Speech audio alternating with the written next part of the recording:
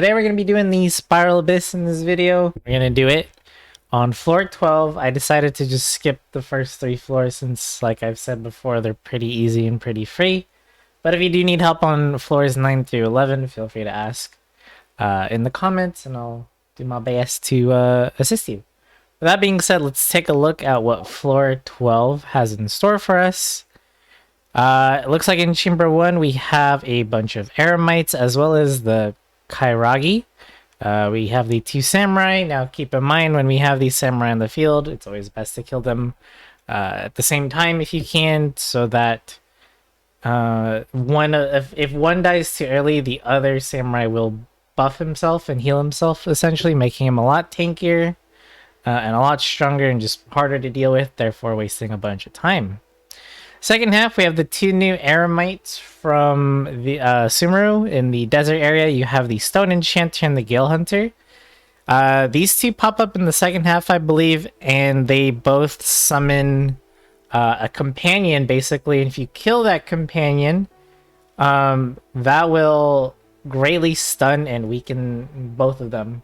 And then we have the new machines as well from the pyramids, the Primal Construct, the Primal Repulsor, Reshaper, and the Prospector. So we got these new machines here to deal with. On the second chamber, it looks like we got the new Earth Guards from Sumeru, Ruin Destroyer, Ruin Scout, or same old, same old. And then the second half, we have the Magu Kenki. I'll be dropping some tips and advice for dealing with him if you're struggling, but he's been in the Spiral Abyss before several times, so he's nothing new at this point.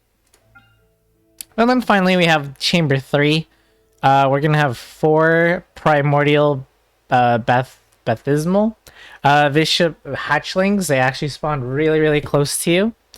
And really in close proximity, so it's easy to group them and just start doing the damage, basically. And then in the last chamber, we have the Algorithm of Semi and Transient Matrix of Overseer Network. Say that 5 times fast. This is one of the new bosses that was introduced in 3.1. If you have not fought against it because you don't have access to the new area, no worries. We'll try to go over some basic strategies when fighting it. So I do have to confess, before we start this run, is that I actually did already beat the Spiral Abyss earlier today.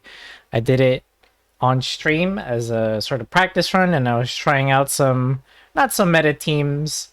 And here we are back in the Spiral Abyss, but this time around I am playing a little bit more meta-ish. You can see on the first half we're using the very famous Raiden Shogun's International team with the Kazuha variant, because I'm using my Jincho in Yoimiya's team.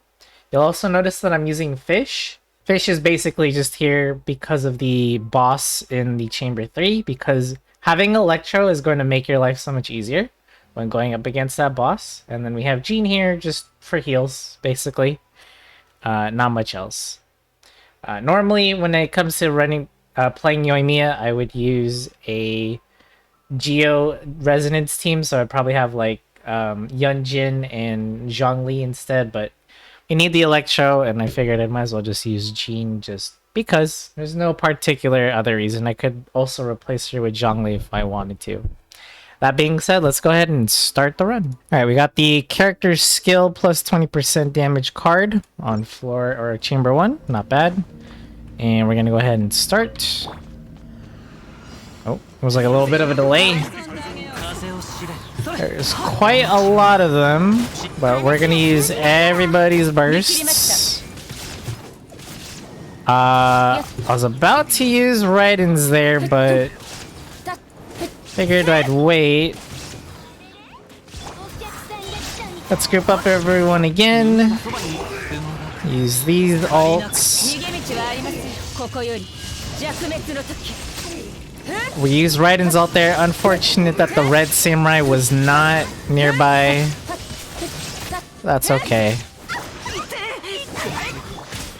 That Eremite lady came rolling out of nowhere.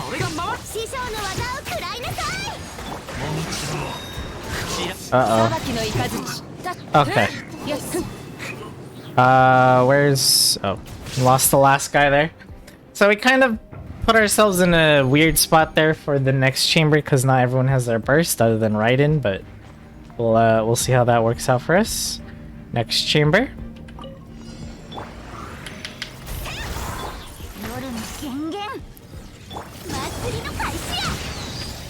Gonna go ahead and just use everyone's burst. Start using Yoimiya here to quickly kill these machines.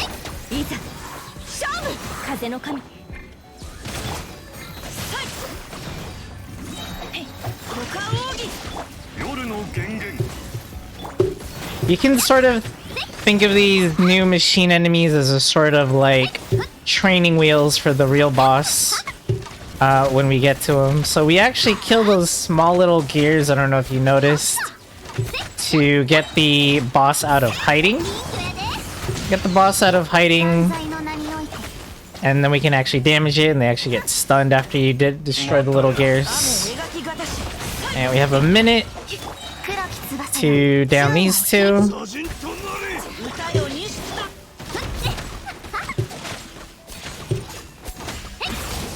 Ouch. I actually kind of messed that up because I didn't have Yoimiya's skill there, but... Oh boy. Not a problem, I don't think. Ooh, we'll see. I think Yoimiya is actually going for... Oh my goodness.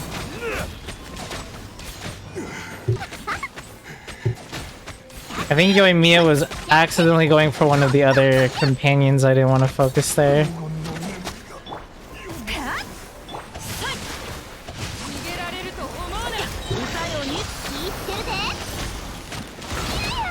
Ouch. Is it enough? No, it's not. Let's give it a redo. Alright, this is our second attempt on this chamber because we messed up the first one. Hopefully we can do a little bit better.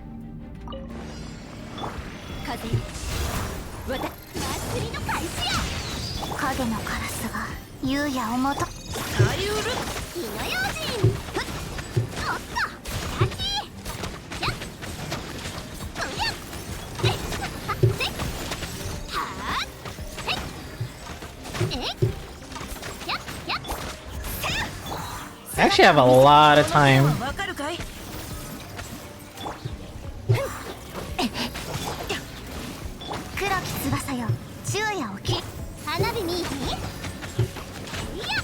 We're actually using overloaded here, which is doing not bad.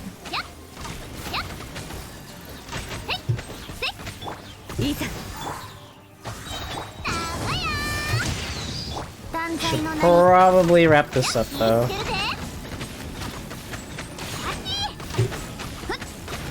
There we go.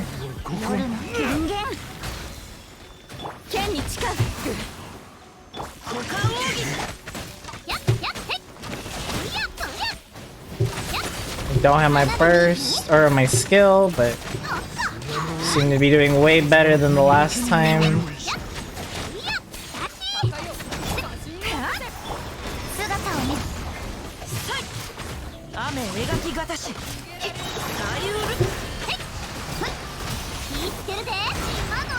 Ouch. Ouch, ouch, ouch. Oh my goodness me.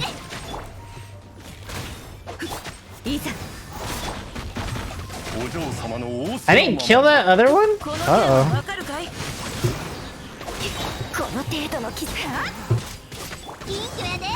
Hope we're not throwing this. There we go. I cannot believe that guy did not die. There we go. Okay, that was a little sloppy towards the end there, but we managed to get it. That chamber is going to be a little bit hard for Yoimiya because there's multiple targets and she's only good mainly for a single target. If you're a Hu Tao user, you're probably going to have an easier time there. Let's move on to chamber 2. Alright, we get plus 20 attack. Nice card again.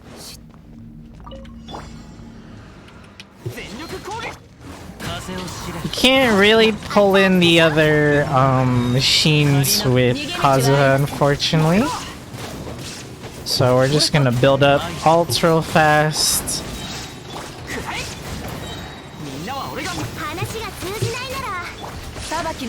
There we go, we got everyone's ult, then we just go ham with Raiden Shogun.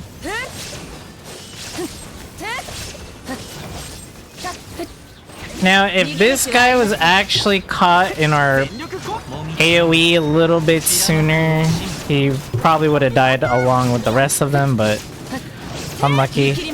We're gonna save Zhanling's ult here. And I'm just gonna go ahead and finish off this last guy. AoE damage is gonna help you a lot for dealing with all 4 of those machines. You definitely want to focus the 2 large ones, the earth guards on the sides. Those are the tankier ones. The 2 in the middle aren't as bad, so you could definitely focus your main damage on the big ones and sort of AoE them all together. Alright, so we're doing the Magokenki in the second half. This part, you can't really do anything because there's a really long sort of wind-up animation here. Literally just wait for him, and then we can go. Ouch. Let's get the, get Jincho's burst, and then we're going to wail on this dude. Watch out for those masks.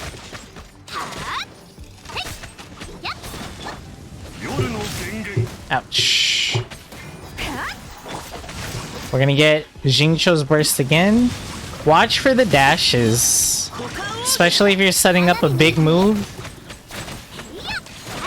If this dude dashes away, you could end up whipping some big damage, and that could potentially ruin your run, and we don't want that, so...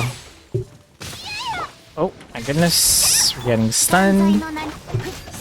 Let's get Jincho's burst again. You can also use an elemental burst to sort of iframe through his big AoE smash like that, and we kind of took some unnecessary damage there. Let's use Jin to heal here. But yeah, you can use a 4-star or a 5-star burst to, when you see him charging his sword, to like plunge it into the ground. That's when you can get ready to time your burst.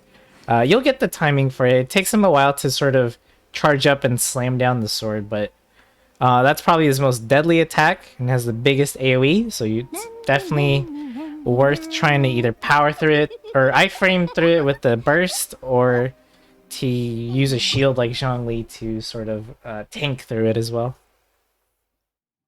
And then, like I said, once he's in that second half, second phase where he's moving more, watch those dashes and sort of either wait for him to do the dash and then use your big combo or whoever you're using, or, you know, just time it appropriately is what I'm just trying to say. And then we're in the last chamber, which is chamber 3. We have an elemental mastery card, or we could just decide to go for even more damage at the cost of our defense, and I think we're gonna go for just that. Might as well. Alrighty. We have everyone's burst except Raiden. This should be a pretty good chamber. Let's use Kazuha to group.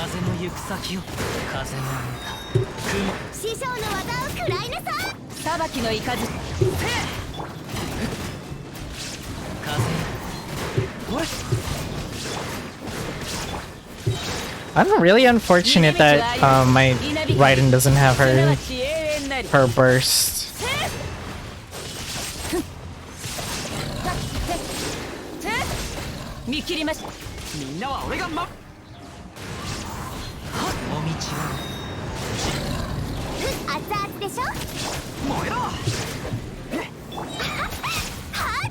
It's the last one here. If I had Raiden's burst, we could have done this chamber in like 10-20 seconds faster. But that's okay, we still did it pretty fast. So let's do the last boss fight, and I'll try my best to explain it as I'm doing the fight. It's really hard to talk and do the fight at the same time without messing up. This also has a very long wind-up animation, so we're just gonna wait. Might as well build up Jincho's burst there.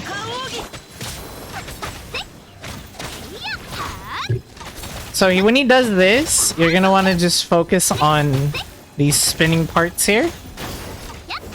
Now we're gonna use Electro to stop those parts from healing the boss. And now we're free to basically just pound on the enemy here.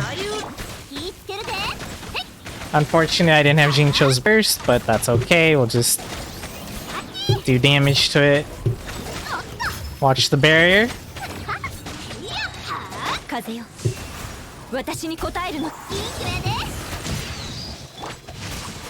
Alright, so he's getting ready to do this attack again, so let's just use Yoimiya's skill to quickly destroy these parts as soon as we can. Then again, we're gonna use Fish's Bird here. And then get Jincho's burst again. Thank you, Sacrificial Sword. Nice crit damage there, 57k. Should be able to down this boss with one more cycle.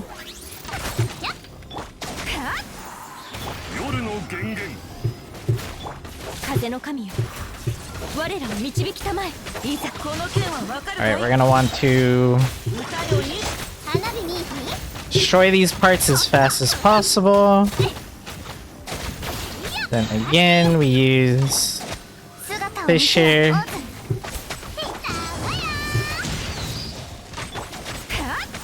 No need to panic, we have plenty of time. And we actually just killed it with Jincho. So it basically does that same cycle over and over again. I hope it was easier to watch and see what I was doing there. You'll see these two, I'm not sure what they called, but they're called, like, I call them these spinning tops, basically, on the ground. And once you see like a little white bar over them, you're gonna want to go ahead and try to kill those things as fast as possible. Don't underestimate how tanky those little parts can be. And then you'll see those same spinning tops with like beams coming out of them. That's when you want to use an Electro character to basically cancel those out, and it brings the boss from being invisible to a stun state, and that's where you're free to just wail on it and do as much damage as you can. It'll basically do a pretty easy to dodge barrier attack that you can easily avoid, and then it's going to repeat that cycle over and over again until you kill it. So if you're having trouble getting this boss down in time, try to focus on your single target damage and just quickly go through the process of getting the boss to come back out when it goes invisible. That's probably the most annoying thing about it. Other than that, it's pretty simple, and you kind of learn how to deal with it from those enemies we fought earlier in the first chamber of this floor. So with that being said, that is basically floor 12 in a nutshell. I hope watching me play through it sort of helps you either create your own team that could help you get through the abyss, or give you an idea of what kind of damage you need when you want to take on floor 12. Like I said in the beginning of the video, if you are stuck, frustrated, you need help on the Spiral Abyss, ask questions in the comments and I'll do my best to answer and help you out. And the Spiral Abyss just kicked me out. I forgot. You have a timer. But that is floor 12. We got all the stars. Thank you guys for watching. Subscribe if you liked the video, and I'll see you guys in the next one.